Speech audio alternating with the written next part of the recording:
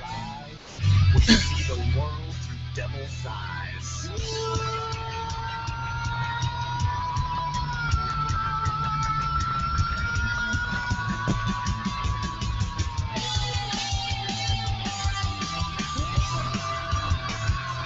Welcome to Arena Radio, the battlefield of ideas. My name is Chris Pielier with lanternsofliberty.us and the battlefieldofideas.com. Wanted to thank you for joining me here today. We're going to do something here that we've actually been trying to do a couple times, and seems like we always running into different problems technologically. So seems like we got some of the bugs worked out, but we'll give it a try and see what happens. So if you lose us, we'll try to come back. So I got on the program with us Trey Roberts, one of our good friends of mine. He's a former gubernatorial candidate for Louisiana. He was one of the founders of the Greater New Orleans Tea Party. He is a co-writer of a couple of books with me, which is the Machine, the Progression of Secular Socialism, as well as Emancipation Chronicles, Profiles of Black Patriots. So I wanted to welcome you to the program. How you doing, Trey? I'm doing great. Glad to be here. Great, great. Look, so what we're going to talk about today is this what's going on over in Ferguson, Missouri. And a lot of what we've been seeing in the media is more or less what I've learned recently after reading some different books is the projections of the shadows on Plato's cave. And if you had never heard of that, do some research. It's very interesting on how politicians, the media, actually try to distort what the true nature of what we're dealing with for another purpose or something with special interest, whether that's money or politics. So what I like to do is just dig down from the surface level down to the core issue. What is the reason why we're seeing what we're seeing over in Ferguson, Missouri? And I think Trey and I, every time we talk, it seems like we unveil some new layer. It's pretty neat, our conversations. I wish I could have recorded every single one of them because I always learn so much when talking to Trey. In fact, it's usually one of our wives fussing at us about being on the phone too long and come back here, so we end up having to cut our conversation short. So we're going to try to duplicate some of that brilliance, if I dare to say. I noticed that neither one of our wives are around during the broadcasting of this show. Yes, and I literally have to board myself into the cave, lock the doors, and make sure that everything's secure, because usually there's an infiltrator, whether it's my son or my wife, and it's usually because I'm neglecting to do something outside of hearing myself speak. So, all right, so I want to address the first part of this, which I truly do believe the reason. I shouldn't say the reason, but the source of the what's going on in Ferguson is what people say it is. It is race, but it's not that it's race now as much as it's race as it was a long time ago. Because I think what's happening is, and the best way that I can explain this, and I've heard people say this before, and I think it rings true, is that we have these sores in our history. There's no society or a civilization that has been perfect, and there'll never be a perfect civilization. So we have things in our past, such as slavery and things like that, that are sores on our history. And what we see whenever an instance like a shooting of a black kid in a city comes up, the reason why it's different in the eyes of so many than if a white kid were to get shot by a police officer in a city is because there's more sores surrounding the idea of racism or slavery. And what happens is we get the media and agitators that actually tear off the scab, what was healing, and expose it for whatever reason. And we can discuss those reasons. And so when I hear people say that, well, racism doesn't exist, that's false. Or racism is everywhere and it's worse than ever, it's absolutely false.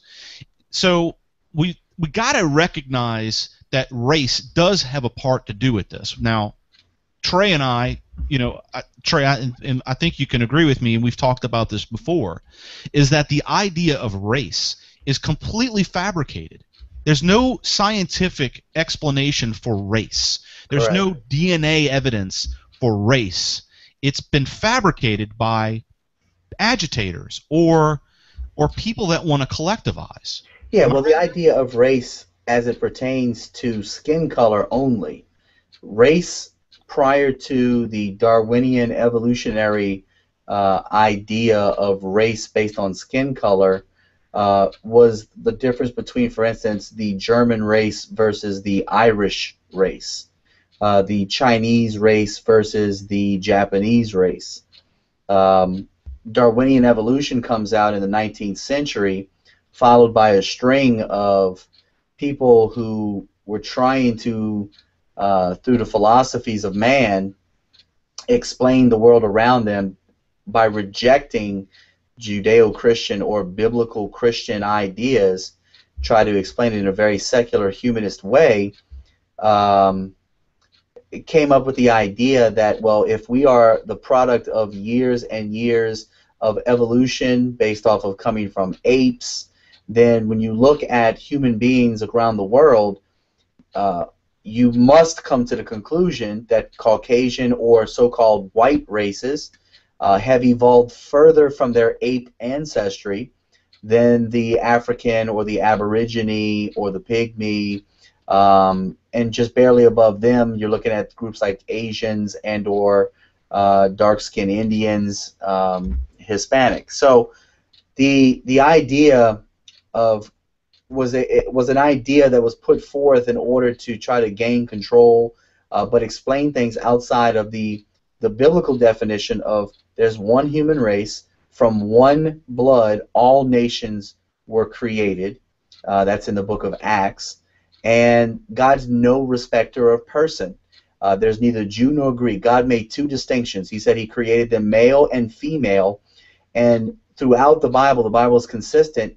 He only instructed his people to not mix with unbelievers, do not be unequally yoked.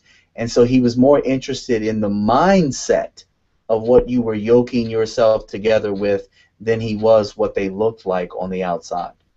Okay, so let me, and this is the kind of stuff that happens when I talk with Trey, because I see what he's saying, and it kind of goes along with what I'm thinking about in another aspect. So Trey, this is what when you say this, it makes absolute sense to me, but I'm looking at it from a different perspective in that when I see race, when someone talks about race, and being a studier of different cultures, I've recently studied a lot about Russian culture, all the way back until Genghis Khan, and trying to understand how they got to where they are now. And one of the things that I understand is that the Marxists, the people that are against Western culture, they are bringing race, as you say it, as white culture, which when they say white culture, they really mean European colonials. They really mean... Well, white culture, they mean white supremacy. Yeah, but I think it's the idea of the white supremacist. It really is, they're melding that into the anti-colonial rhetoric. In other words, they look at Western culture. Yeah. They look at Western culture as an extension of Christian or Judeo-Christian society. So, like for instance, Europe. Europe is really not a continent in itself. It has been segregated by Western culture, and they are a part of Western culture. They sprouted from Roman civilization.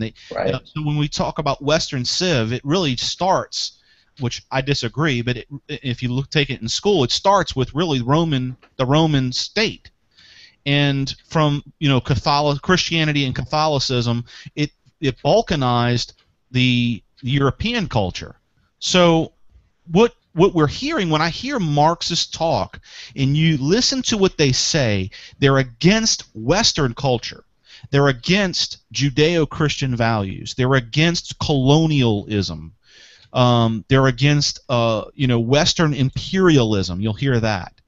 And so when we talk about the European culture, the Germans or the Brits or even the Spaniards, they're really, when they say whites, they're really in the white race. They're really talking about, and when I see it, as European colonials. Does that make sense?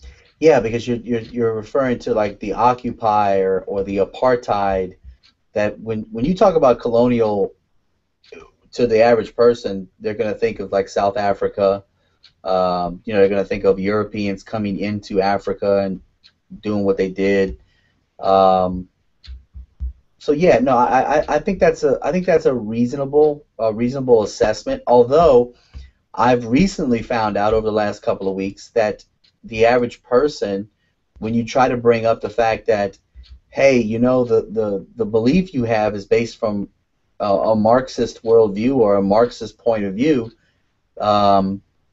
they're like, yeah, so what? They don't know that out of Marxism comes socialism, and out of socialism the end goal is communism, and those are still. It's amazing to me that those are still boogeyman words. You mentioned socialism and communism, and even Marxism, and rather than, there are people who run around proudly being a Marxist, proudly being Right. communist, and yet to everybody else that's just being useful idiots, they think that's some kind of conspiracy theory to even use those terms. Yeah, and I think some of what we're seeing I guess in a microcosm of what you're talking about on Lanterns of Liberty forum is, and I have had a discussion recently with an individual that seemed to think that everything that I view is through the eyes of communism. And actually what I view things as, and I think you do as well, is through a worldview. I'm looking at things from Western culture and everything else, and which I would simply call Eastern culture. If you look at it as a dichotomy or a yin and the yang, if you want to get into the religious aspect of it, but to me, it's a worldview, and communism is just one little sliver.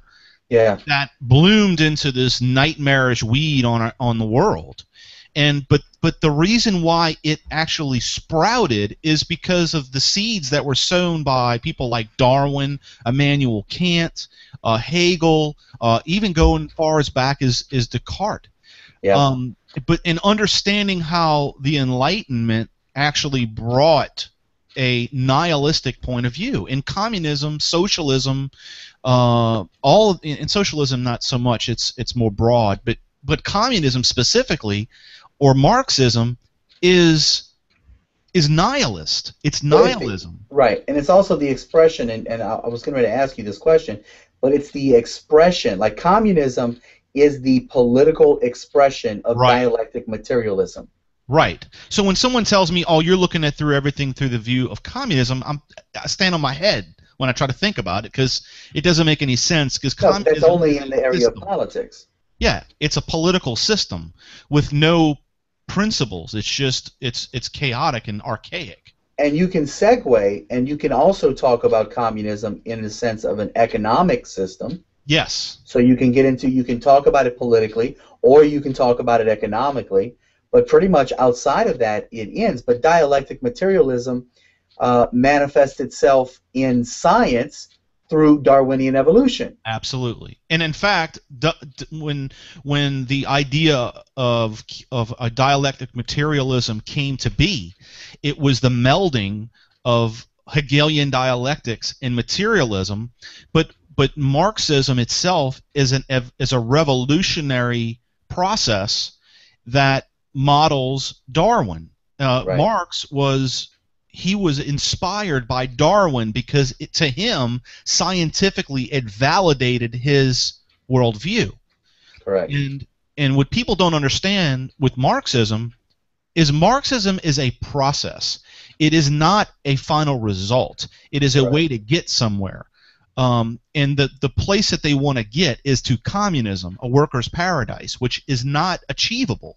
It is utopianism.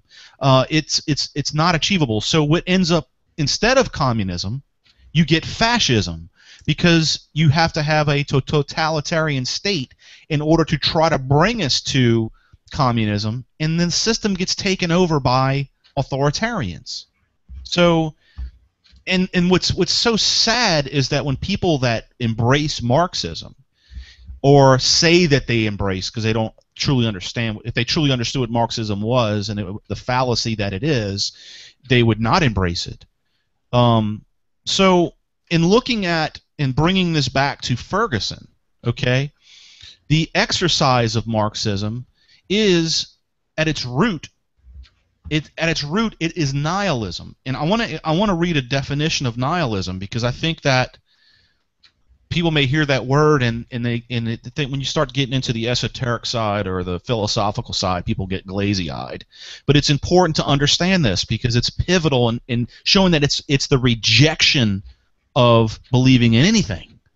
It's just simply criticism rather than criticism to a solution.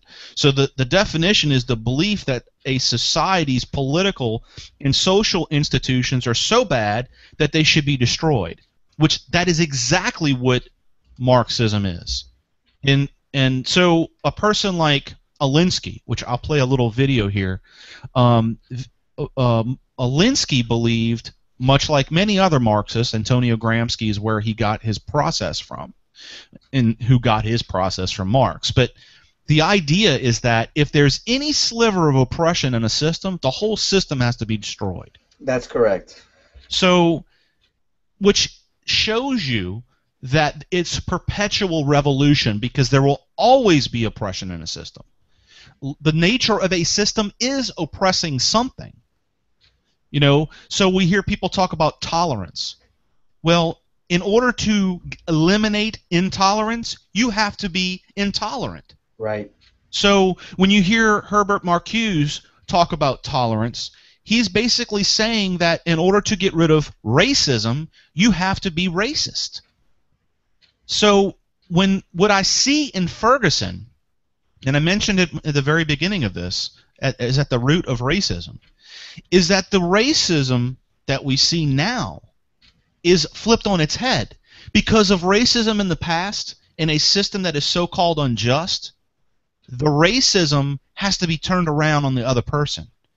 It's, you know, it goes back to the envy and the jealousy. It's like the white people lived off of the black people's backs, so we have to give it back to them. So we have to take from them. We have to loot their property. And so what the media does, and keep in mind the way that I see the media, is the media has been brought up in this idea that citizens are too occupied to judge public issues rationally and need to be shaped. Or practicing subjective criticism rather than objective journalism to shape opinion is their goal.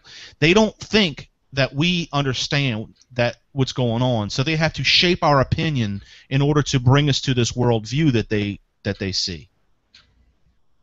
And that's Walter Lippmann. If you're a journalist or studying to be a journalist, you will learn about Walter Lippmann.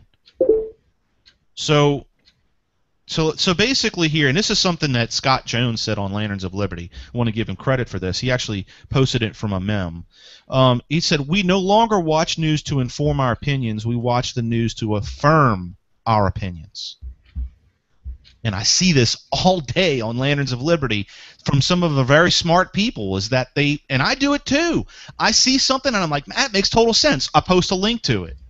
Now, I try to do it to try to get some dialogue going, because as a forum, the person that runs the forum, I'm trying to get people to discuss things. But it seems like if you go to some forum, that's all they do is no dialogue. It's just people posting stuff. And some people go to it for a resource to go post on other forums, instead of the battlefield of ideas, which is to discuss and find solutions. So more importantly, I think that what has happened to our culture is that political correctness, which is an extension of Marxism, has polarized the country so bad in so many ways. It has collectivized us in groups like blacks, whites, rich, poor, women, men, Mexican. We actually created a word called Hispanic in order to be able to, collectivize people from Latin America. I mean, truthfully, we don't know how. Correct me if I'm wrong, but we don't even know how to refer to people without their collectivist monikers anymore. And I know that I am subject to that because I generally look at things. I understand all these isms, right? And I try to view someone to try to figure out who they are and what they are, and it's not the right way to do it. But it's our nature because we've been molded that way by our culture. I mean, does that make sense? Yeah, I watched an interview. I don't know if you saw it with Don Lemon. Don Lemon was down in Ferguson, and he was interviewing Talib Khalil or whatever, the rapper. They call him a raptivist.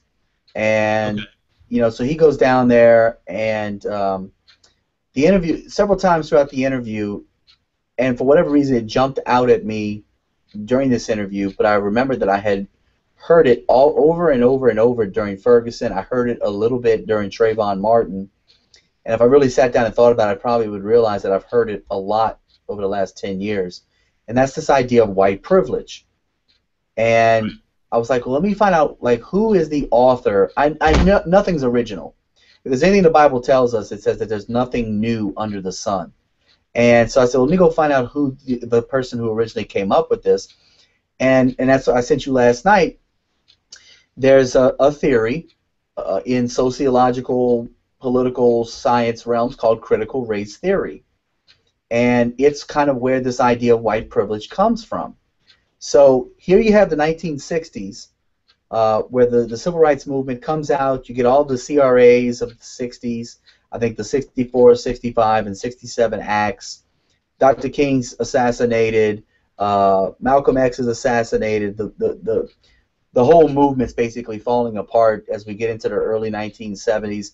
But on campuses during the 70s and 80s, there were a lot of scholars that began to be perturbed about what they perceived as this loss of momentum in the movement for racial equality.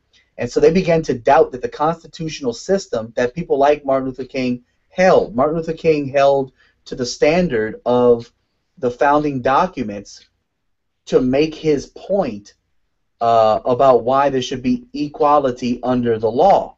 He still he never advocated for lawlessness. You would never see Martin Luther King rioting in Ferguson like we see today. And they began to doubt not just the Constitution, but the legal system itself in the capacity for change. But this criticism is something that mirrored the Marxist attack that has long been voiced in academia since the progressive movement of the early 1900s. And that is that the Constitution had been a capitalist document incapable of allowing for the redistributionist change necessary to create a more perfect world. But in their mind, to create a more perfect world, the Constitution and the legal system would have to be endlessly criticized, hence critical theory, and torn down from within. So the Marxist criticism of the system that they call critical theory, the racial criticism of the system, therefore becomes critical race theory, with two basic principles: that racism is actually not just some aberrational type thing, but it's actually quite ordinary and normal within white culture. And point two, that our system of white over color ascendancy serves important purposes, both psychic and material. So white people and this white privilege idea, we have gotten into the psyche of the collectivist black community. And so whether you or I are directly racist to anybody, we are operating within a system that just our very presence causes a psychological effect of racism on people because of our history. That's incredible. And I see it. Couldn't articulate it, but I could see exactly what you're talking about. But more importantly, I think that you've hit a nerve here, and I want to play something here to expand on what you've said, to add a little bit of color And for anybody that's listening to this and kind of thinks, it sounds a little bit out there, listen to this quote or listen to this audio and tell me if it makes sense to what Trey just said. Chicago 91.5 FM. And we're joined by Barack Obama, who is Illinois State Senator from the 13th District and a senior lecturer in the law school at the University of Chicago. You know, if you look at the victories and failures of the civil rights movement and its litigation strategy in the court, I think where it succeeded was to vest formal rights in previously dispossessed peoples, so that I would now have the right to vote. I would now be able to sit at a lunch counter and order, and as long as I could pay for it, I'd be okay. But the Supreme Court never ventured into the issues of redistribution of wealth and sort of more basic issues of political and economic justice in the society.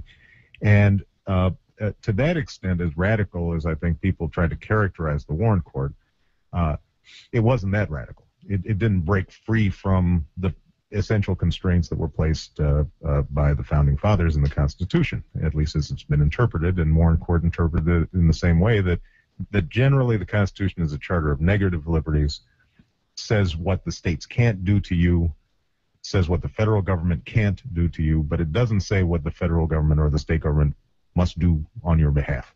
And that hasn't shifted. And one of the, I think, the tragedies of the civil rights movement was because the civil rights movement became so court-focused, I think that there was a tendency to lose track of the political and community organizing and activities on the ground that are able to put together the actual coalitions of power through which you bring about redistributive change. And in some ways, we still suffer from that. Okay, so basically, and that is pure critical race theory. Yes. And what I want to point out here, if you haven't heard this audio, and I've probably listened to it several dozen times, if you listen to what he is saying that our Constitution is a charter of negative liberties. They got to say negative instead of it protects our positive liberties. It says it's negative liberties, as to put a negative connotation on it. And then he says that it tells the government what it can't do to you, or it tells the government what it can't do to you instead of what it can do on your behalf, as if it's some kind of generous, being. So in the tragedy in that, and so anybody that rejects that as some kind of anti-constitutional statement, the next sentence says, and the tragedy in that is that the civil rights movement, and I'm paraphrasing here, didn't break free from the court focus. The court focus being constitutional in nature. The rule of law. Exactly. So forget the rule of law, because we're not a nation of laws, but a nation of oppressed people that need to be addressed. So Marxism, and I'm saying this specifically to the individual that has always said that I'm looking through the prism of communism. I'm looking through it in a worldview. The man that just spoke, along with many, many, many others. This isn't just an attack on a president for political purposes.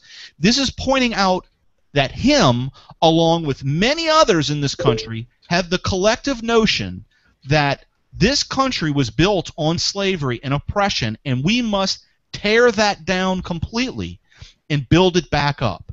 So the idea that, well, our president wouldn't intentionally do harm to our country because it's not good, that is wrong. He sees that we have to tear the system down in order to create another system that is given positive rights to the government, which can do good things for us, that can take care of us and get rid of all this racial disparagement.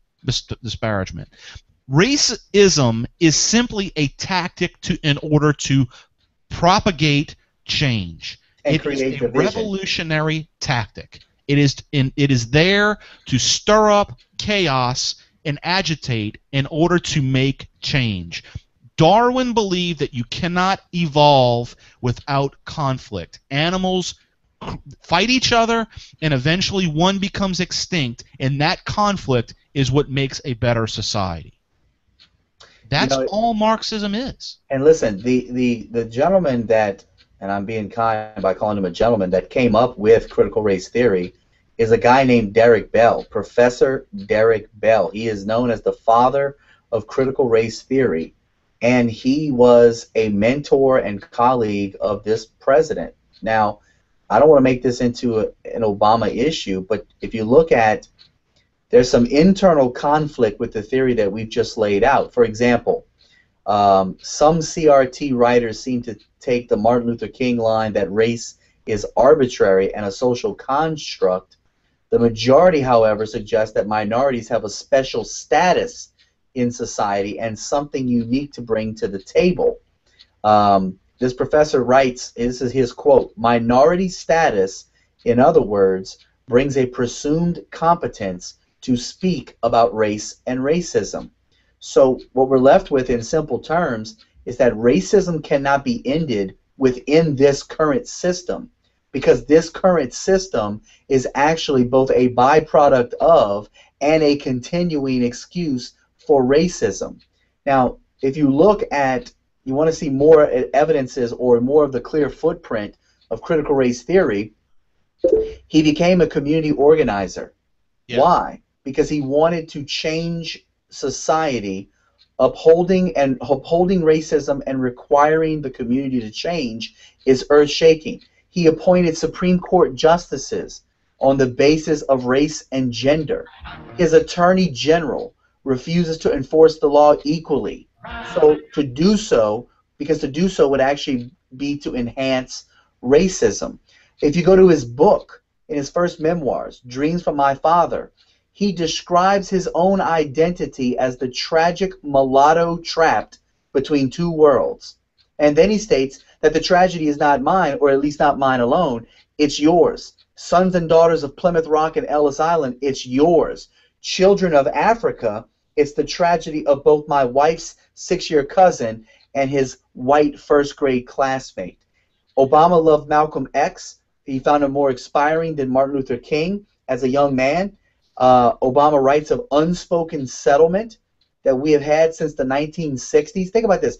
We basically compromised after the 1960s.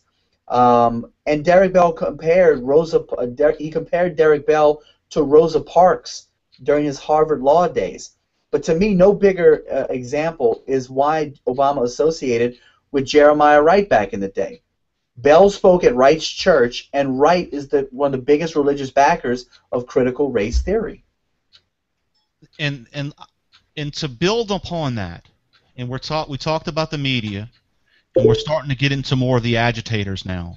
And we talked about how you have to tear a system down in order to destroy the oppressive one in order to build it back up. That's right, because America is irredeemably racist, and we are wedded to an irredeemably racist past. Exactly. Okay, so in order to understand community organizing and agitating, what I want to do here is I want to play some audio from the founder of American agitation or community organizing, which is Saul Alinsky. And if you notice, whenever you go to a progressive area on the internet and you have dialogue with progressives and you bring up Saul Alinsky, they immediately ignore it because they've been told by their elitist friends that actually truly know what goes on in the mind of Alinsky and a community organizer, that don't pay attention to that. It's just some kind of conspiracy thing. But when you actually understand what community organizing is, agitation, Marxism, how all this stuff molds in together in order to fundamentally transform a system, then all the things start to come together. So let's listen to Alinsky in his own words in what an organizer is. And he's asked, what is an organizer? What would your reaction be to that description? That's okay with me. That's what you left out one word, Stud. It's professional outside agitator. You see, you got to be an outside agitator to begin with, because agitators very rarely come up from the inside. Because if you come up from the inside, one of two things happens to you. Either you get knocked off, you get co-opted. That's the reason all agitators are outside agitators. And You see, when you're out to really get change, every community, every place is organized. When sociologists talk about social disorganization or that communities are disorganized, you know what they're talking about. You can go into the cruddiest community. It's got a policy racket going. It's got a syndicate going. It's got a political organization that's crooked as hell. And they're being exploited. It's a company town, but it's organized, you know? It's a contradiction in terms to say that there's such a thing as a disorganized community. So that the job of an agitator is first to, if he's going to, it's really not organizing a movement, he's reorganizing it. First he's got to change the whole pattern. He's got to disorganize it. That's why he's an agitator. And after he disorganizes it, then he reorganizes it. So we're coming to now something. Then. Okay, so it's pretty clear that... That's incredible. Yes, it's pretty clear that our assessment of what Marxism is a perpetual evolution. That is incredible. Even as you listen to Alinsky here, Alinsky says that you have to reorganize. But what he doesn't say in why Marxism fails is because a revolutionary is simply a revolutionary. He wants to continually revolve or evolve. And to do that, you constantly agitate. So there is no end to it. It's continual divide. It's continual agitation. The system never gets fixed. It only evolves and molds. If you look at Russia, Russia is an evolved Soviet Union. And if they continue down the road of Eastern culture and Marxism, they will turn into something else continually. And so, without getting too far in the weeds, it's very simple. What we see in Ferguson is the agitators. When you say that out of the 70-some-odd people that got arrested, 4 of them are for Ferguson, because the people, the majority of the outsiders, as he said, you have to be an outsider, they're coming in to agitate in order to create change against the injustice of the American system. That's really good. It's revolution. How many did you say were arrested? I think there was in the 70s. I heard the number like 74, and I think 4 of them were from Ferguson. And of course, that was a stat that I heard a couple days ago. It may be more now. But if you look at the videos and you look at the signs, you will see the revolutionary stuff. Are they all communists? No. Right. Are they all from the Black Panther Party? No. Are they all from the Chicago Communist Party? No. Understand that our culture, the people in our entire American culture, the percentage of those that are true progressives, and I say true progressives, which really mean they're pushing Marxism, they're about maybe 9% of the country. And that is a very rough estimate based on some simple stuff that I've read. Okay? So in a crowd like that, if we were to say that that culture over there is different than, say, another culture in America because they have been the targets of so much agitation, at the least 9% is what is agitators in that. And the agitators are usually people that are breaking the law, that are trying civil disobedience. That are encouraging lawlessness. Yes, they're encouraging lawlessness. And then there's people that are looting because they just see they're just the ass end of the agitation. Right. They listen to the agitator that says, you have been screwed by Whitey, and now you need to get you some. And they go and loot.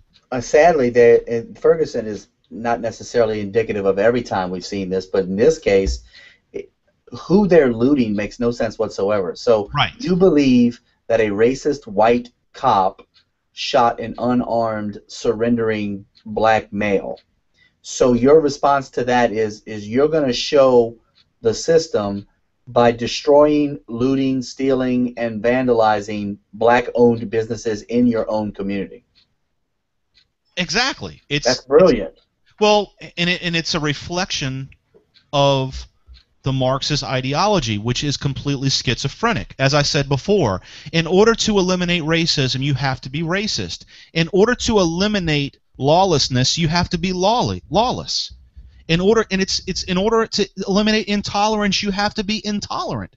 So they say, and that's why it's not a system of laws, it's a system of man, which Right. operates on envy, greed, all these different emotional stimuli, rather than the law, which is emotionless. It's blind. If you have a true system that is indicative, or justice system indicative of the blind justice system, and not the people that are running it are blind, but so the idea that we can just simply destroy things in order to make things right is the nature of the people that are not controlling it, influencing it. The people that are throwing the flames on the fire. If you know anything about chemistry, you can't just have a fire without oxygen and a fuel. So they're throwing the fuel on the fire. Yeah, because there's a lot of hot air being going on. Yeah. So, by the way, I want to tell you, there's only 7 out of 163 people that have been arrested that are from Ferguson. Okay, so that has expanded since my last. But dude, think about that. That's 156 arrests of people who are not from Ferguson, who have come in just to agitate. Yeah, and it could be agitators or thieves, but at the end of the day, the thievery is agitation. Right. Because the people that own those businesses are like, I don't want this to happen anymore.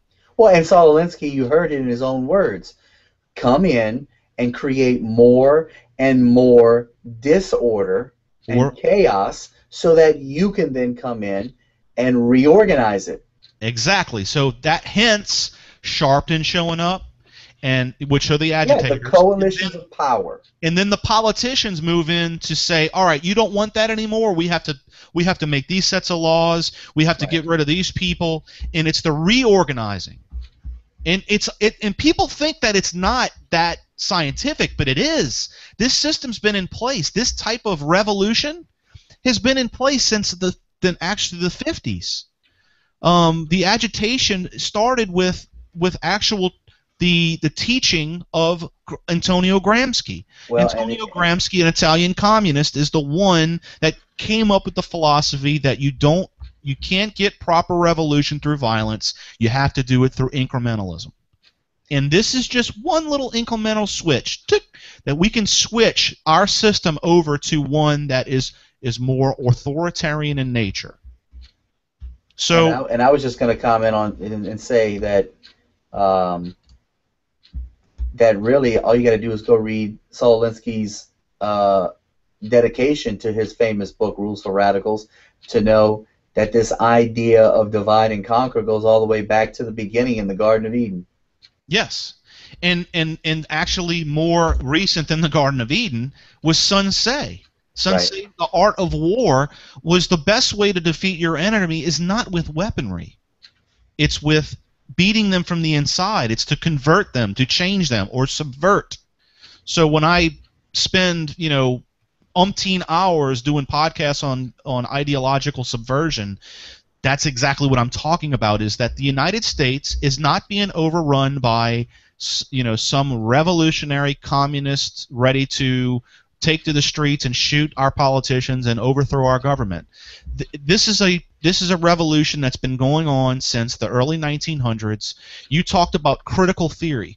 Critical theory or critical racial theory, that is a transformation from, or an evolution from, critical theory, which was created by the Frankfurt Marxists. Right. The Frankfurt Marxists, specifically Marcuse and Horkheimer, they came up with critical theory, and that was to criticize everything.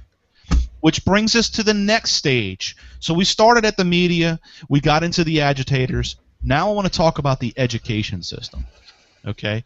Because in order to fundamentally transform our culture, we have to educate people differently.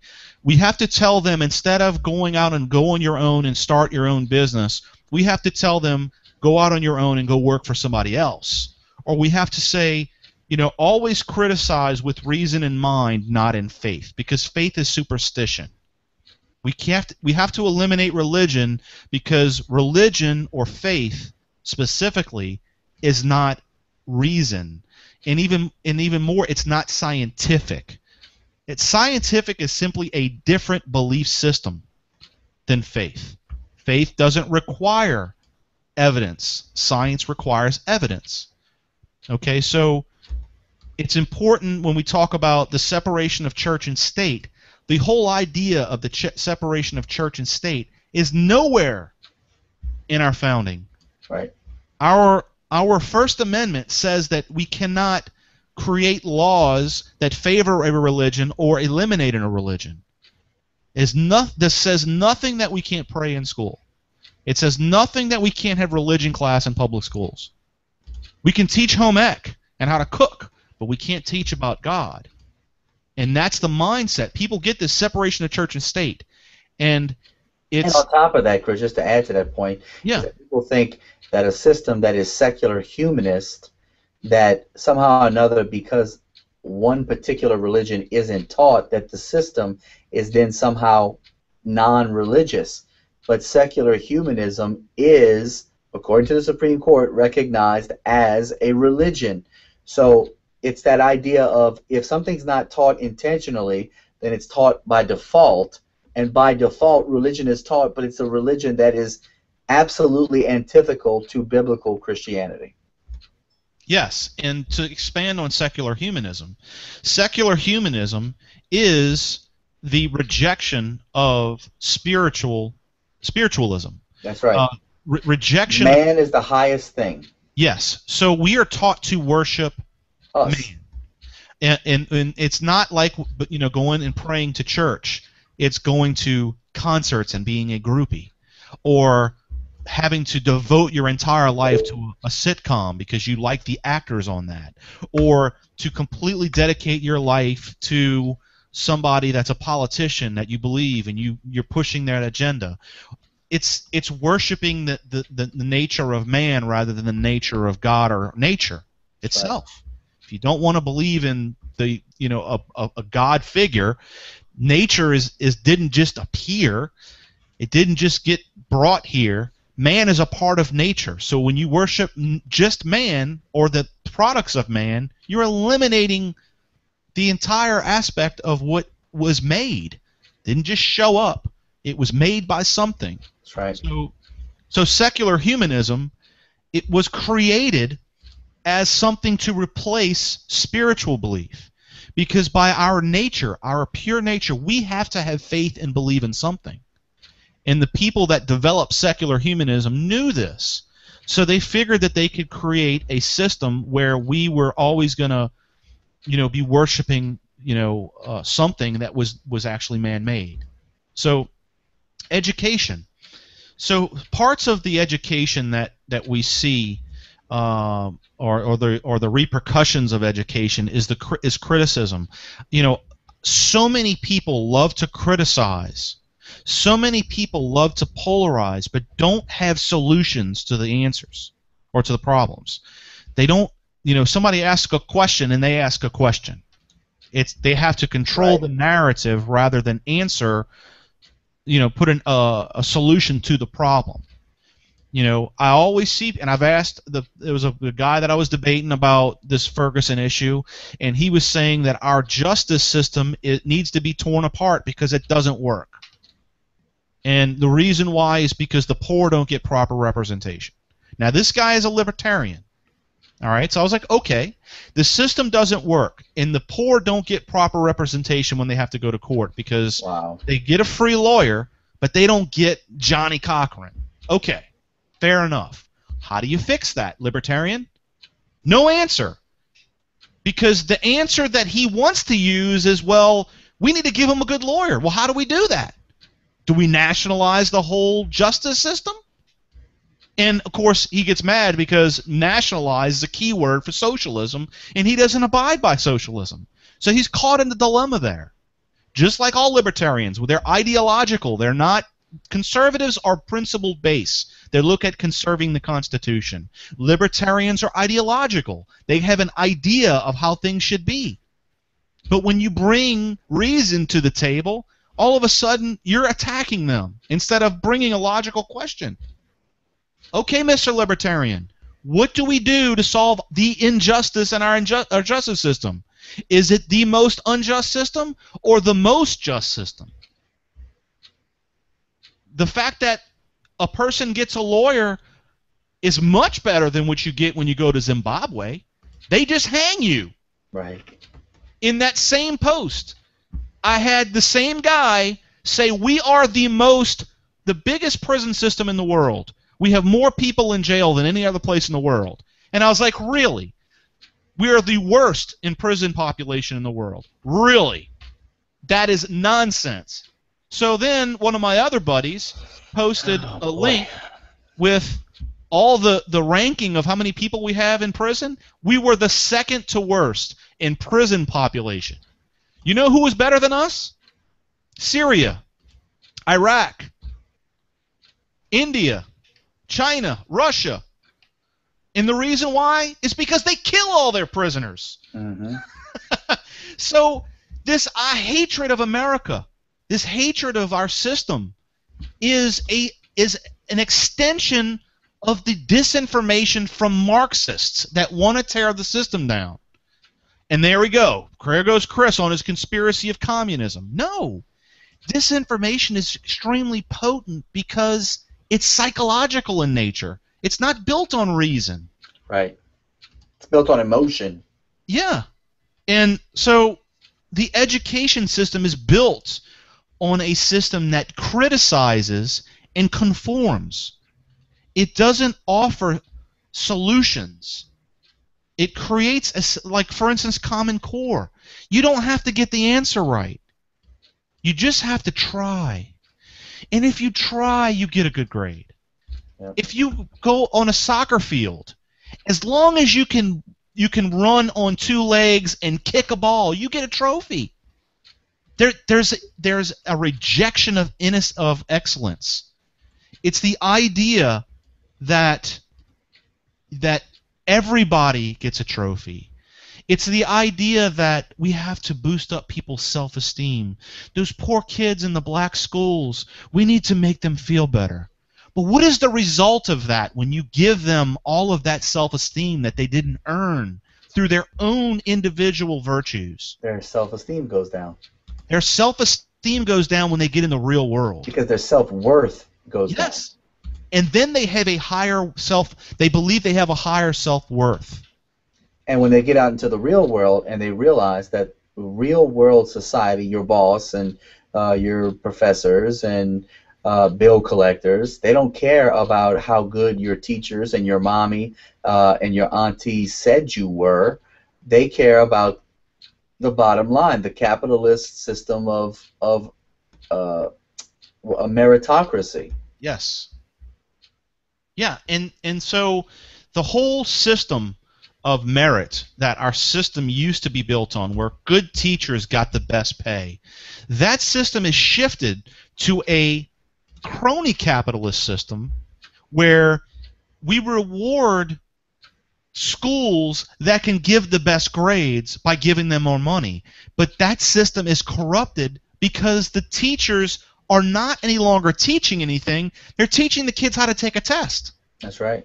Learn how to take the test, and we'll give you more money from the government.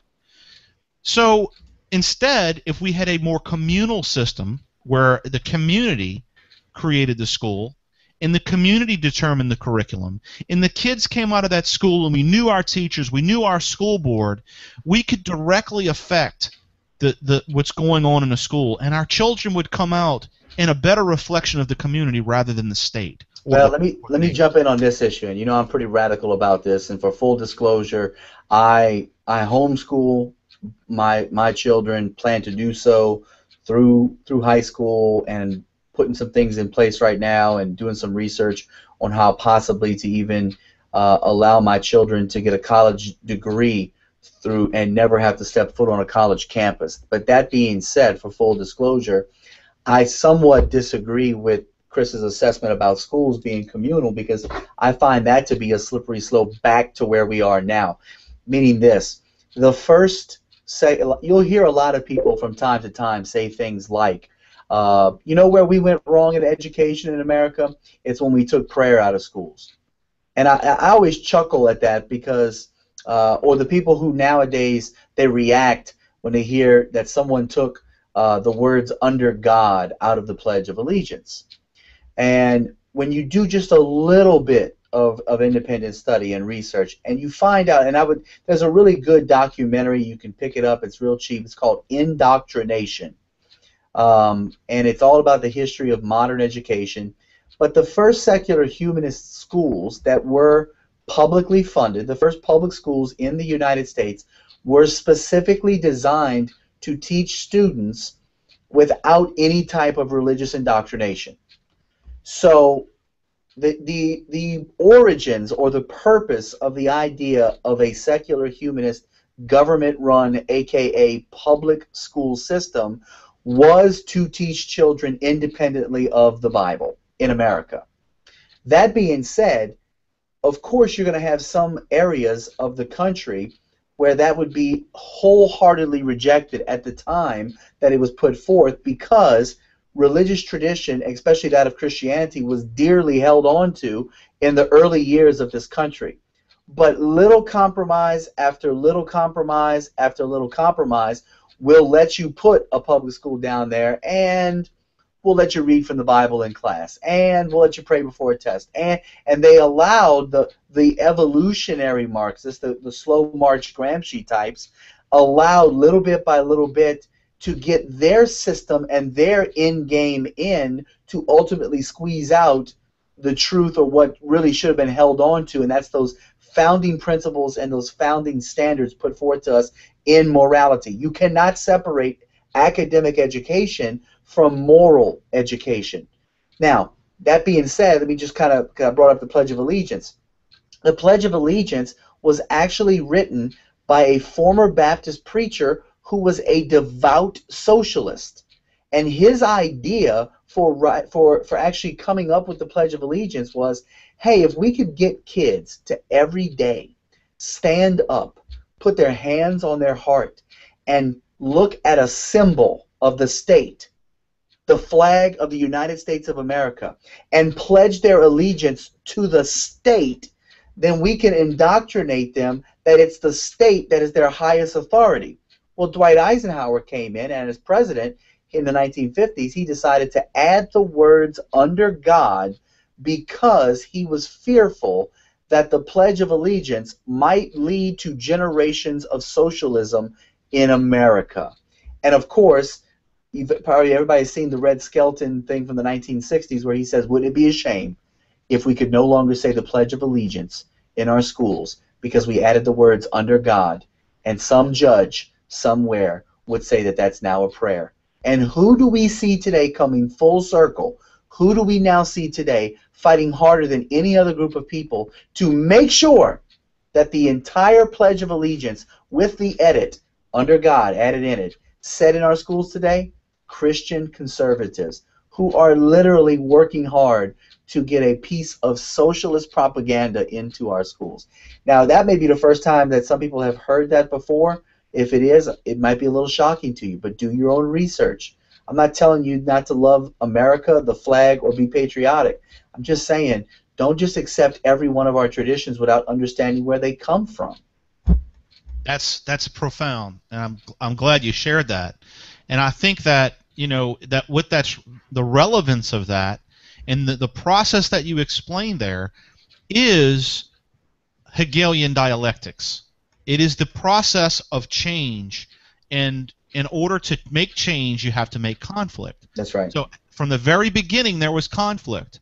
Then there was an evolution from that particular, which you said with Eisenhower. Well, there was thesis, yeah, and they brought in antithesis, yeah, and those two things collided, and as a result of that conflict, you have the synthesis or new truth that now becomes the new thesis. Yes, which is the allegiance to the state. Correct.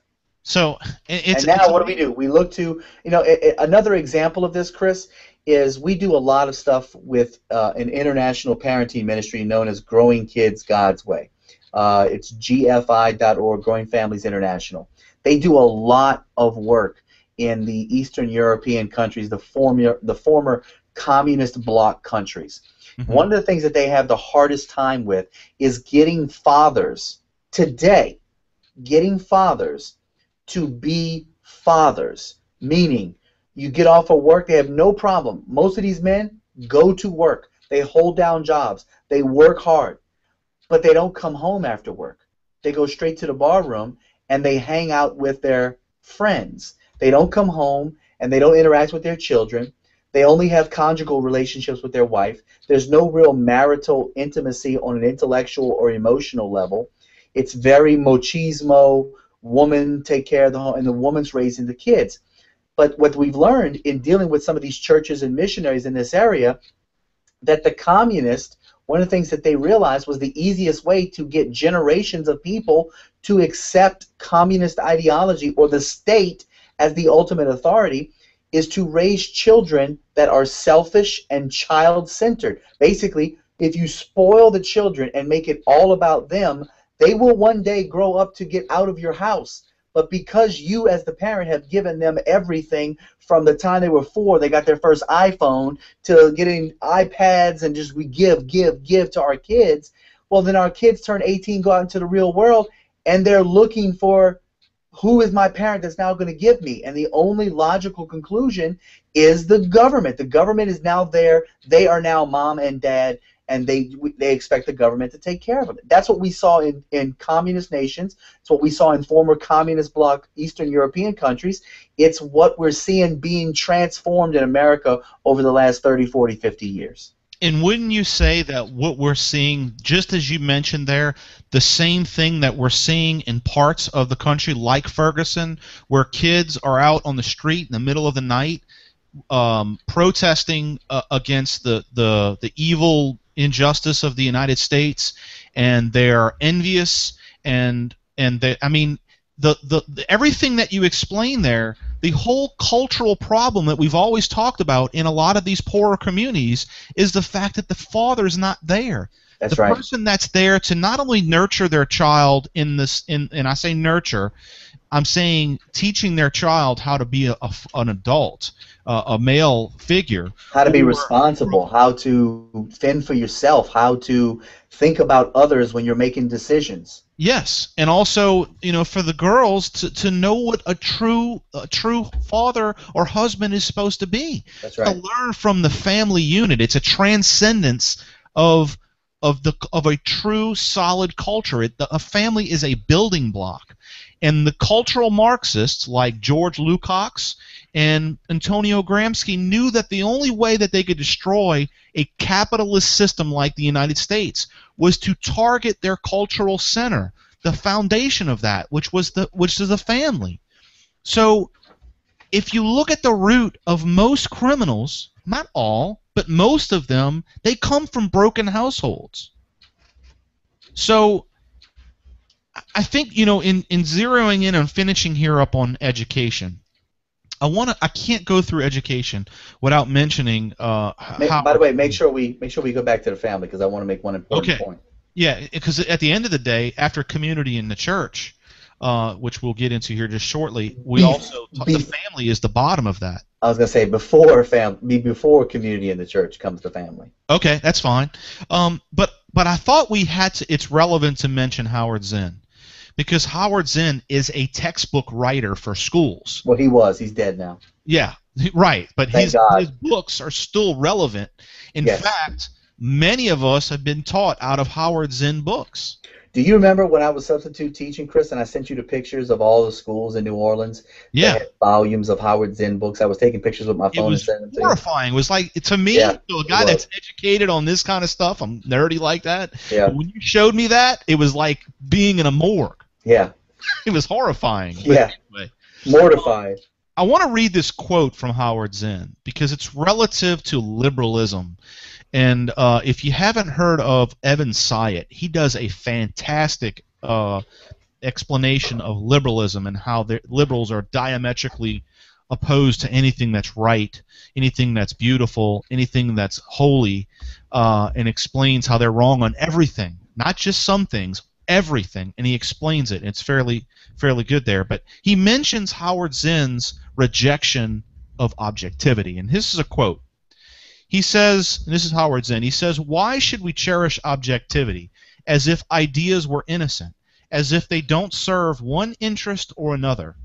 Surely we want to be objective if that means telling the truth as we see it, not concealing information that may be embarrassing to our point of view. But we don't want to be objective if it means pretending that ideas don't play a part in the social struggles of our time, that we don't take sides on those struggles. That's a key word there. It goes further. Indeed, it is impossible to be neutral in a world already moving in certain directions where wealth and power are already distributed in certain ways. Neutrality means accepting the way things are now. It is a world clashing of interests, war against peace, nationalism against internationalism, equality against greed, democracy against elitism. And it seems to me both impossible and undesirable to be neutral in those conflicts. So, which it's strange to me because usually your Marxists, they operate in the dialectics. They operate in the thesis and antithesis. And so he's pointing out a kind of a paradox in the Marxist thinking. But if you listen to when he talks about the struggles, it's not about achieving something with value or achieving virtue. It's about a struggle. So it's the same thing as like the negative liberties of the Constitution. Everything in the communist mindset or the socialist mindset or the Marxist mindset is about the struggle. And the struggle is the conflict that creates change. So you have to have the conflict, or you might call it the struggle, in order to progress society. So from a very small child that were taught under Howard Zinn, all of his education was built on the foundation of a struggle. So when we talked about Columbus coming over to the Americas, he brought syphilis. He brought the colonials, the evils that ended up killing all our Indians. So the whole idea of Howard Zinn's worldview, which is a Marxist worldview, is that the white race or the colonialists were coming to the United States in order to take property from one group of people and take it for themselves. They were greedy. So if our education system from at a very early age, which is the foundation of our children's lives, and when they're 4, 5, 6 years old, they're getting into grammar school and then middle school. From the very foundation of that, we allow our children to go off as our mothers and fathers go to work, and they come home to an empty house. But their entire life has been molded around this conflict, struggle worldview, this Eastern European, anti-Western culture, anti-white, privileged white people worldview. When they go to college, they're the wide receivers for the pass that's being thrown by the cultural Marxist in college. Because at that point, that's who pushes them off to go and to be adults. That's who pushes them off and says, you don't have to worry about being in a family. You can be promiscuous and reject those big corporations, and you should be working for a nonprofit organization, and you should support this president because he's not a evil, greedy, white supporting corporatist like Ronald Reagan. So the education system is the most important land owned or property, or I don't even know how to say it, region owned by the cultural Marxists, because that is where the foundation is built. And all they had to do is take one generation. The Marxists took one generation. They started in the schools. When SDS in the 60s was the Students for Democratic Society. They rejected what they were being told. They revolted against the system. It started in the universities. They handed out pamphlets. And then once that culture was changed in that one generation, they became teachers. They became politicians. They are the people in power now. The Marxists in colleges were the hippies and the pot smokers and the philanderers of the 60s. And they're now teaching our kids. And it was the anti-capitalist in Frankfurt School, yes, that escaped Europe, came to our elite universities in the Northeast. And you're absolutely right. Within one generation, they produced a group of people that actually um, became full-blown communism. I mean, communism in the 50s going into the 60s, you know, McCarthy has looked a lot differently now than he was maybe 20 years ago, which actually leads me because, you know, you talked about education being the most important piece of real estate, if you will, in the progressive portfolio of how to bring about cultural or social change, Right. and ultimately political change. But I think that's why the family is so important, because it's the responsibility, it's incumbent upon the parents to educate their children. Never before in the history of mankind did we see parents outsourcing their responsibility of educating their children in the scale and the scope which we see here in the United States. Martin Luther, the great Protestant reformer, he was the first one to come up with the idea that we can basically kind of point to, the idea of compulsory education. But obviously, being someone of a religious background, it was compulsory education of children for the purpose of placing the Bible squarely into the character and the foundation of these children moving forward. But when we look at the idea, it is now normal. It's not for me personally, but it is now normal. It is without thinking that a parent, when a child turns 5 years old, that they get them up at 6 o'clock in the morning, have them fed, dressed, and book bag packed, and put them onto a bus not to see them for another 8 hours.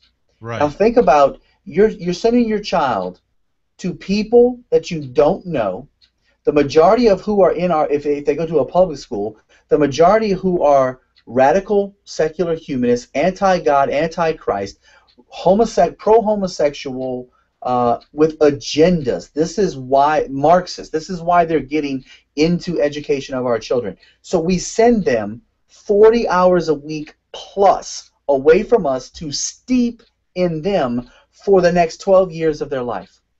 And then we wonder, where did it all go wrong?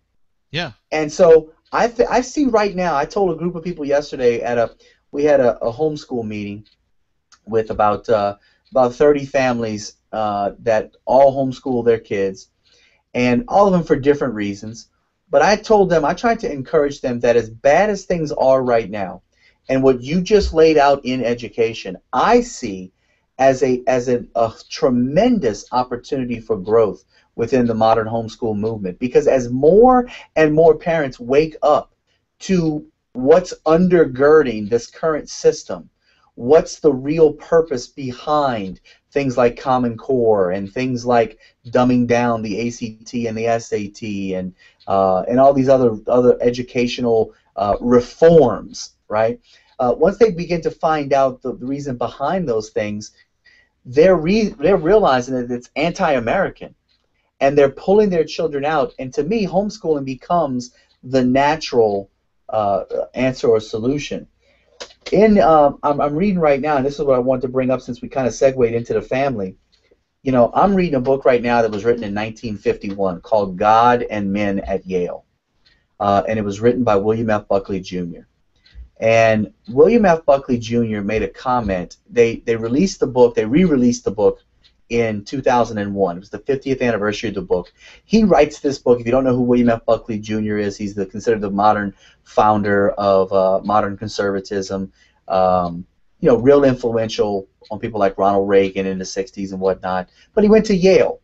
And his quote that I ended up making, I just thought it was profound, and I'm pulling it up right now, is this idea that the biggest struggle of today, and mind you, he said this in 2001, but it was in reference to what he was talking about.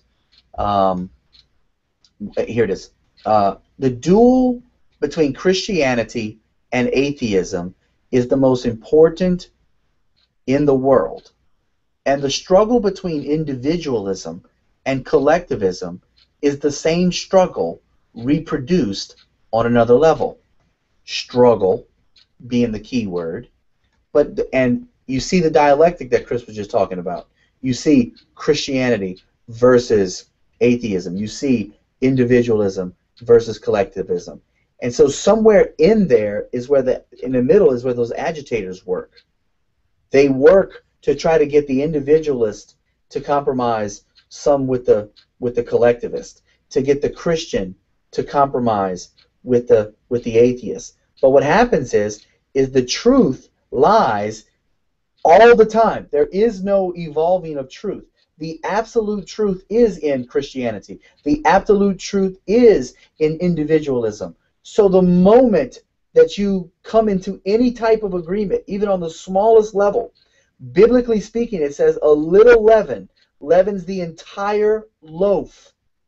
So any compromise is really chipping away at the truth to where the truth becomes unnoticeable to future generations, and all they know is this mealy-mouthed, wishy-washy, amalgamous version of what we knew and grew up as the truth, or as what is real. Patrick Daniel Moynihan in 1965. Now this is right after the 2 of the 3 CRAs are written. He did a report. Chris, are you familiar with the Moynihan report? No, I don't think I've heard about it, but I've never read it. Daniel Patrick Moynihan in 1965 tried to point out some family problems, and in his report, it's called "The Negro Family: The Case for National Action."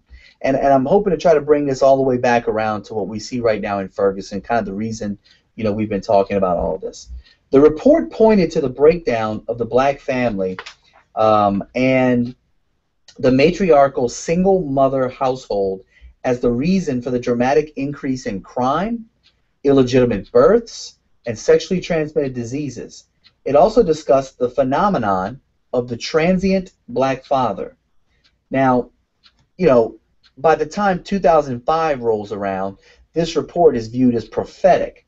But, at the time, Moynihan's report was disregarded by government leaders, and he was maligned by social leaders as being racist and sexist.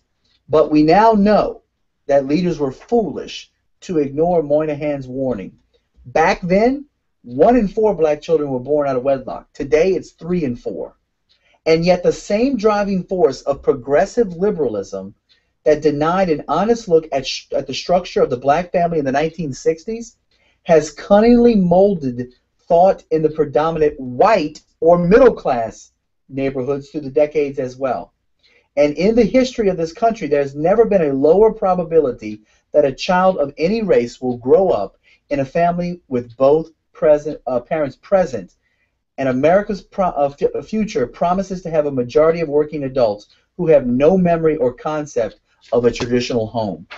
And so they've been able to shape the idea. You mentioned today the idea of a 2-parent family, a mom and dad married at home taking care of kids. God forbid if you have a home where dad goes to work and mom actually stays home and takes care of the kids in the house. I mean, that's so antiquated today, and it was just a generation or 2 ago where that was the norm. Yes, and the point when I was saying that was that that being normal is one of the steps of the subversion into the system. The way that the Marxists take over is they normalize things, and they normalize what used to not be normal. They transform the system into something else that becomes normal. So what used to be the the household that had the father that went to work, the mother that stayed home with the child, what did the liberals do? Well, they said, well, yeah, you want me to stay home and just make babies and barefoot and have sex with you at night and cook you dinner. And right. then they show that family struggle on television, and that's how they make you not want that, and they make you want the new cool way. And so this normalization process continues and the way that the Marxist looks at it is that the whole idea of a worldview where their mother and father are unified and teach their children to become like them, that is oppressive to a Marxist. Right. That is oppressing the child to force upon them the ideas of the parents. And it's always coming back to the ideas. So if you oppress people, they can't have their own truths, their own ideas, because they're oppressed by the experiences of others rather than able to experience their own. So with that being said, the education system became corrupt in the 60s, and the reason why is because of people in the Frankfurt School like Herbert Marcuse that wrote a book called Eros and Civilization. This is one example of many. But that particular book explained that Freud's view, okay, Freud's view was that the instinctual animalistic ways of men and women need to be suppressed, and that sexuality and genital stimulation creates our animal instincts. So we have to suppress our sexuality in order to create civility. So what Herbert Marcuse did, he took that and flipped it on its head and said that the only way that we can have social progress is to perpetuate sexuality amongst the youth. So that is what created the revolutionary 60s movement that was about free love and sex and promiscuity. And that was all to change the way the culture was, and it did. Because, think about it, just the physical aspects of it. The people that were participating in this, some of them had children out of wedlock. Those children were of these radicals. So they were perpetuating a similar ideology as the Catholics do. When you Catholics get married, the priest on the stage when marrying the couple says you must procreate and they must be Catholic. So this idea of Marxism is a religion. Secular humanism is a religion. You have to have faith in utopia in order to perpetuate revolution to get there. So upon being a radical, upon being a secular humanist, upon being a revolutionary Marxist, you must perpetuate revolution.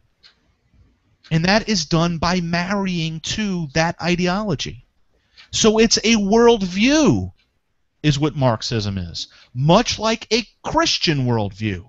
So if you reject a Christian worldview and don't have a worldview, and you're a nihilist and don't believe in the worldview, you are subjecting yourself to Marxism, which is the other worldview, because Marxism embraces nihilism. Satan was rejected by the heavens, by God, and Satan was the one that said, "Accept me." Nihilism is an ideology that says, "Accept me. Don't believe in anything." Because if you believe in something, you're going to be disappointed, because one day you are going to what you believe in is not going to be the case. So bringing this down to community and church, we're talking about nihilism. Instead of having faith and then affirming your faith with whatever it is, whether it's a miracle that you witness or whether it's goodness, the Marxists teach you to doubt first, then have faith. But you never get to the faith because you doubt everything. It's perpetual. The whole idea of faith is something that we know that we have to have. It is something within our being. We have to have faith in something. We always look for the good, or at least we try to, but the nihilist wants you to look at the bad. The nihilist wants you to see the police officer, the one police officer in that city that entire year that shot a black kid. Or that one officer that batoned a kid and you don't know what happened. All you saw was a video of a guy getting batoned. You didn't see anything of the precursor of that. So as a nihilistic point of view, you automatically think that there's those cops again, those evil law protectors. And then we have this idea, we have faith that that system's going to work.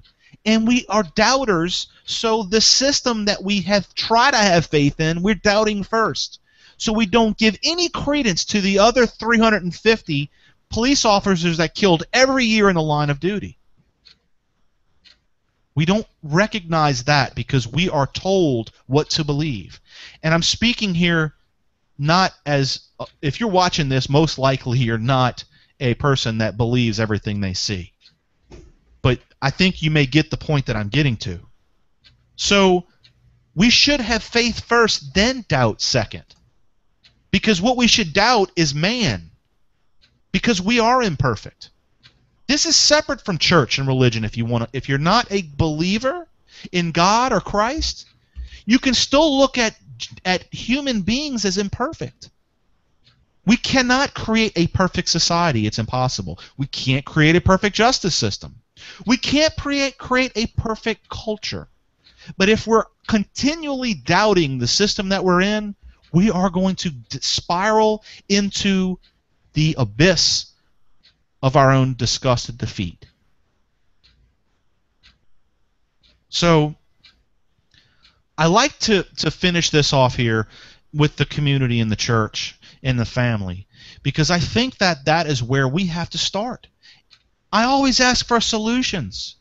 The easiest solution is with the ones we love. The easiest ones is with our kids. My son, when we go on a drive, we don't listen to B97 and the radio. We listen to influential speakers, books. We listen to things that are going to educate rather than suppress us in our own little delusional happy place. I listen to the problems because I want to address the problems. I want to talk about them. I don't want to be blind to it. Oh, just turn that off. I don't want to see it. We got to see it. We got to open our eyes and see it. Our children have to listen to what is right, not Snoop Dogg on the radio station. I'm not saying don't go out and have parties and enjoy yourself, but when you're amongst your children, educate them, because you only have them for a short period of time. Most of us only have 18 to 20 years with our children, and that's it. They're off to the world, and they are creating the next stage of American future. So what's important about our communities and our churches, and I think we all could work on this, is that we have to start there. We have to start in places like Ferguson. We have to get into those places and say, look, this is the way. I'm a white guy, but I'm just like you and have struggles like everybody else. But don't be a doubter on me because of my skin color. Don't be a nihilist and think the system doesn't work. We could fix the system, but it's the people, it's the man in the system, not the system. We have the most perfect system. It allows change, but you got to go through a Republican democratic process in order to get that change. So Trey, if you will, expand a little bit more on the idea of church and community, because you are a pastor and you deal on an everyday basis in your community, specifically in your church. And explain to me how the nurturing process works and how you go about making that fundamental change in your life for someone that may be watching.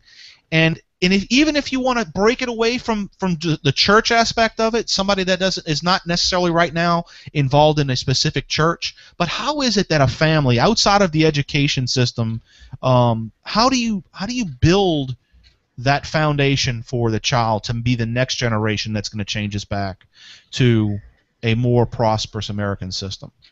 Well, I definitely agree with the premise that a family unit is better than a broke family unit or a no family unit. But I'll take a single mom who is devoted to her walk with Christianity over a non-traditional two-parent family any day of the week.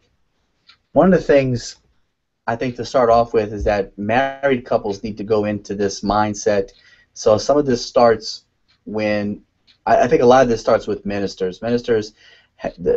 I was reading the other day in 1 Corinthians chapter 5, and Paul, the Apostle Paul, author of the majority of the New Testament, he was talking to the church in Corinth, and he was telling them Why are you judging what the world does? They're lost. They don't have the truth of the gospel. But on the flip side, why are you not judging those inside the church?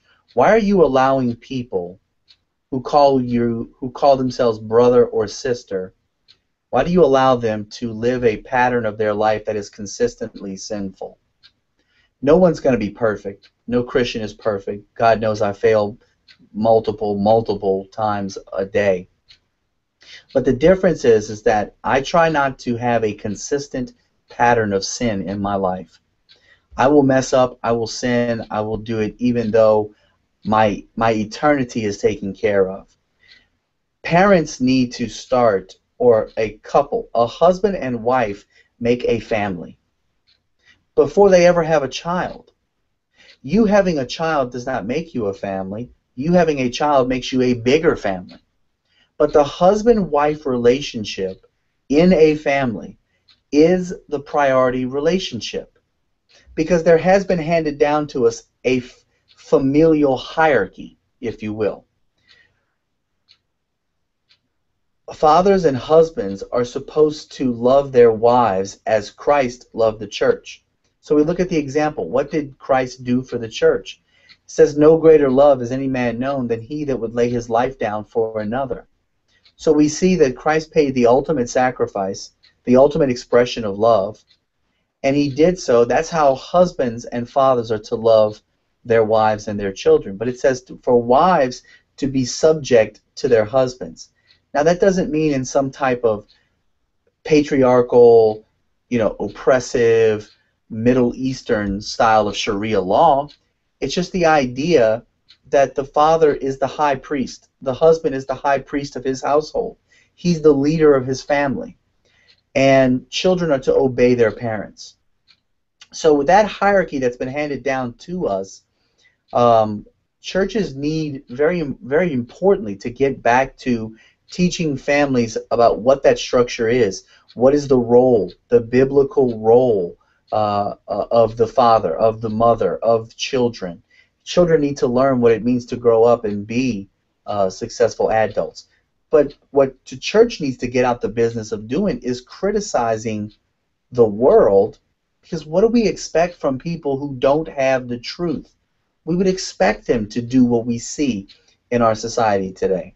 But if we go out and evangelize, preach the love of Christ, preach the truth of the gospel, preach that there's only one way, one truth, one life, and that's through the person of Jesus Christ. That's the only way that you're going to find peace. That's the only way that you're going to find true contentment in this life, and ultimately it's the only way to guarantee and secure your eternity. If we do just that alone, if we get back to the book, the blood, and the blessed hope of the promises that have been passed down from generation to generation, even up until this generation, that's the only way that we're going to make a serious change, a shifting again of the culture.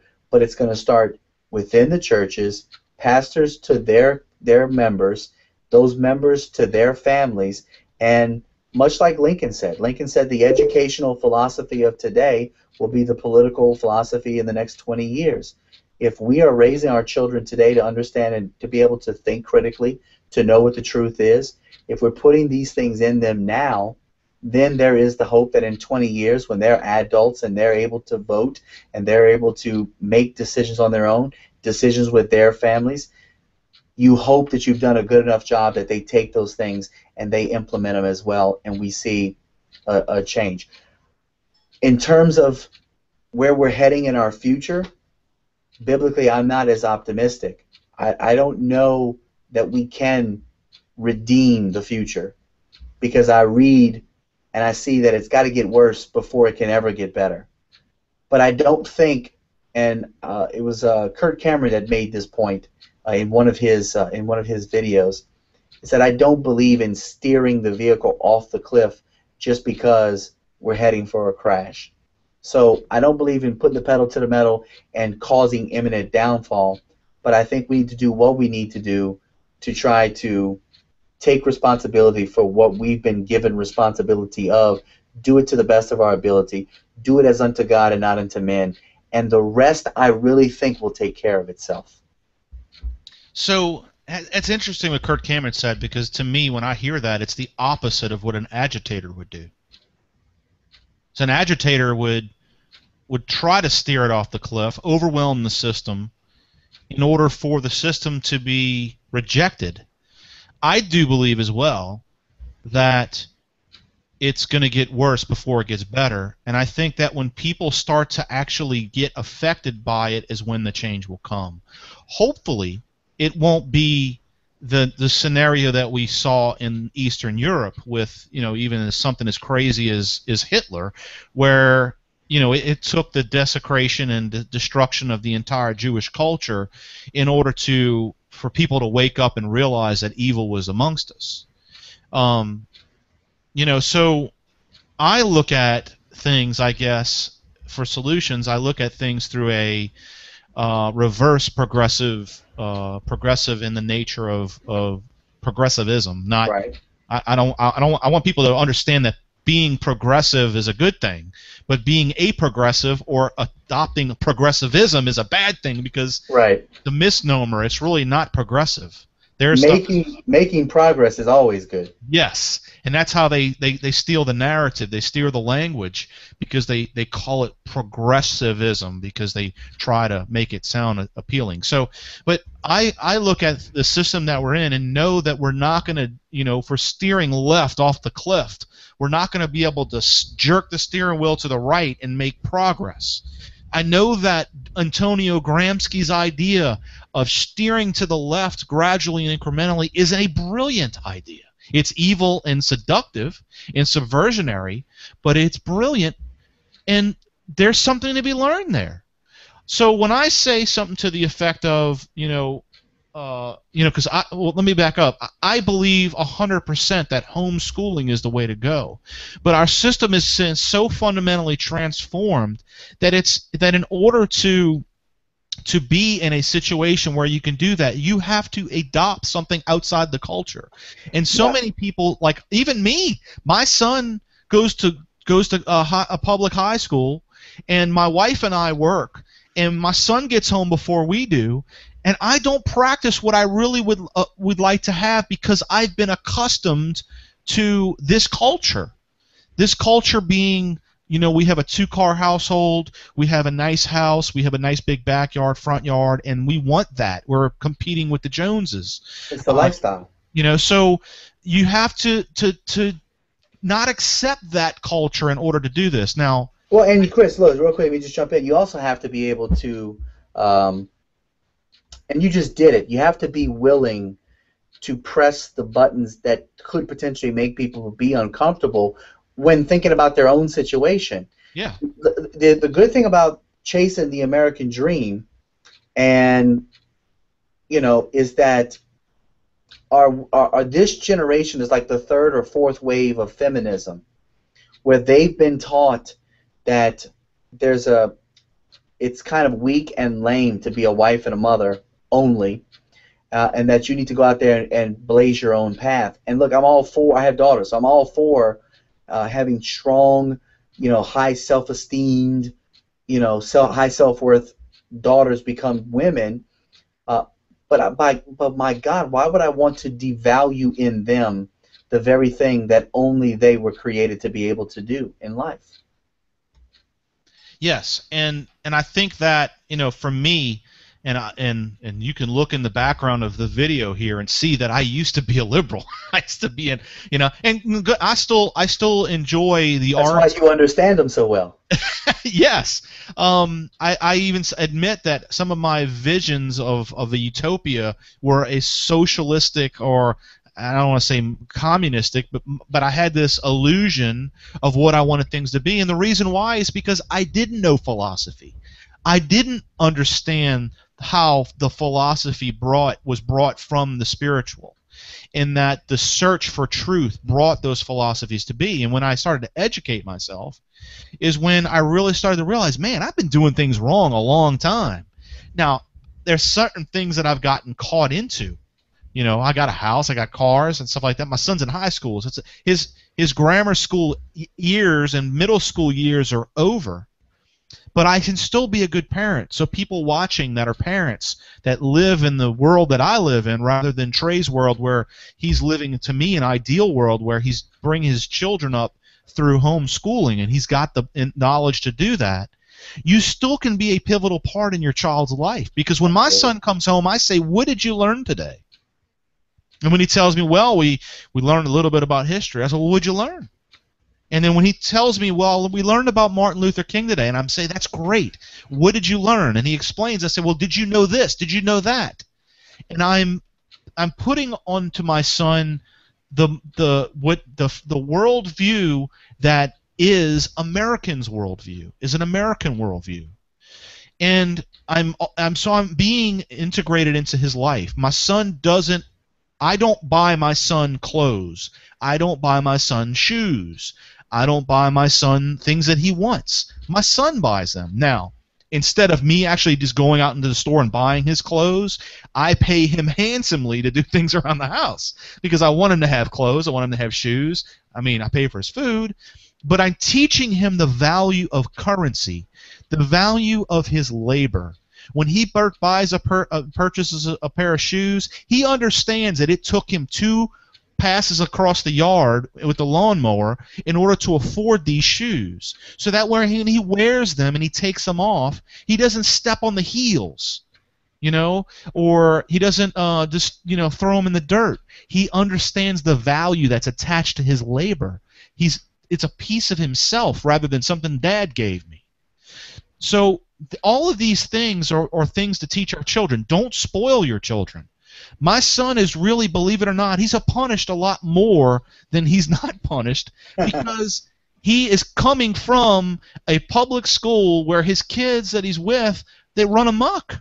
And he comes home and he thinks he can do that at home and he doesn't. But I embrace my son during his punishment in a way that is tough love. And then when he's not punished, he and I do things together. He and I work in the backyard. We go on drives together. We have a project car that, and if you don't have a project car, you got something else, great. But I'm just giving my examples. We work on the engines together. While I'm teaching him to do something with his hands, that way if something happens where the economy crashes and he can't be a banker, he can go and be a mechanic. So I'm filling him with all of these skills, intellectual skills. He's in the car with me. We're listening to audiobooks. Hell, we were listening to it was the Federalist Papers. It was actually Glenn Beck's. He did a translation of it, which is a little easier to understand. And we're listening to it, and he and I were having dialogues. He got punished one time for doing something in school, and after the little bit through his punishment, I said, "If you read this book, you can be finished with your punishment." And I gave him the 5,000-year leap, and he read that book. And it was like, I can be unpunished by reading this book. Call it indoctrination if you want, but in his mind, this book was his salvation. So I guess the closing point here is that we have to start with the solutions, and the solutions are not on Facebook. They're not on Twitter. They're not by yelling at the media or your television. They're not when somebody mentions Obama's name in public to frown or make a snarky comment. The way that we have to fix our culture is at its roots. Its roots are in the community. And we can't, unfortunately, affect the roots in Ferguson if we were in New Orleans. Can't. Unless we fly there and become an outsider and try to work from the outside in. We have to work within the community. And that includes the churches. Some people that were watching this, they may not be a church-going person, but maybe the church is the place to start, or go do something in the community. Become involved in the kids' school. Even if you're not you're not a parent and you want to get involved in the school system, go be a volunteer. Do something in the community that actually helps make the change that we need to make. And what we can't do is continually perpetuate this idea that we're different because of our skin color. What's going on in Ferguson is a systemic problem that has been going on for years. And at its very, very surface is black against white. We have talked about, Trey and I, on this post, all of the problems that have caused what we see in Ferguson, and how much have we actually mentioned race? How much have we actually mentioned skin color? We started at the surface and went to the soul in this podcast. The surface to the soul. The very surface of that is, if it was our bodies and our soul was within us, is our skin color. So at the very surface, it's some material item. It's some material wealth like money or something that may be looted. That is not where the problem is. The problem isn't redistribution of wealth. That is surface level materialistic crap. So for us to change, to us to make change, we have to go below the surface. We have to get out of the echo chamber of the media. We have to expose the agitator with knowledge from philosophy and religion. Spiritualism needs to be in our core. We have to get into the education system. We have to teach our kids as well as teach our teachers. We also have to get into the communities in the church, and we have to make change there. So, Trey, any last words? No, this has been good, man. Man, there's so many people you wish you could just have an opportunity to speak with and talk to, and I hope that we worked out enough of the kinks in this format, because I think it's one that we can utilize, and we can possibly bring some people on that have some significantly different opinions. You know, we're not all in the same room, we're not all in the same area. We can be in all different places, and I think we can have some conversation and bring about a different kind of change, not a change to transform, but a kind of change that brings about the type of unity that's needed to see through the smoke and the mirrors and the hype machine and the echo chambers, and to get back to the truth of things. So. Yes, and I want to implore anyone that's maybe watching this, whether it's recorded or live, then we're going to do this often, and we're going to bring up different topics, but we want to bring people on to talk about stuff, okay? We want to talk about all the issues, because it can be, you could get in your own little world behind your keyboard, you know, and people sometimes are uncomfortable getting on here and talking, and you don't even have to do it with the video. You can just do it with the audio if you want. But get involved. And in closing, we've been talking a lot about all this, you know, Marxism and how, and some people are wondering how we got to where we are. Trey and I wrote a book called The Machine: The Progression of Secular Socialism that explains the steps at a very high level.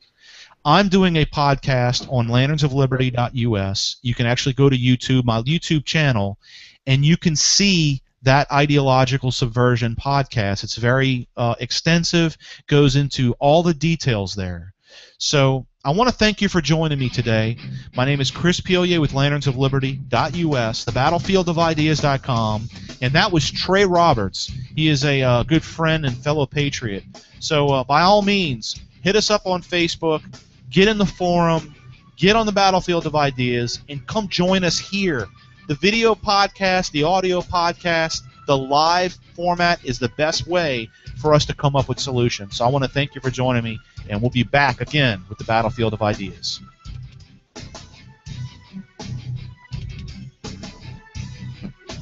If it becomes wayward, who shall control it? If it becomes unjust, who shall trust it? As sentinels of the country's watchtower, I beseech you to watch and guard with sleepless dread that corporation which can make all property and rights, all states and people, and all liberty and hope its playthings in an hour and its victims forever.